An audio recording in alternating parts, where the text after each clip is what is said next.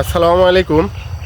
আসলে আপনারা আমাকে যে ভালোবাসা দিয়েছেন তার উদ্যোগেই আমি একটা ছোট নাটকের ব্যবস্থা করেছি।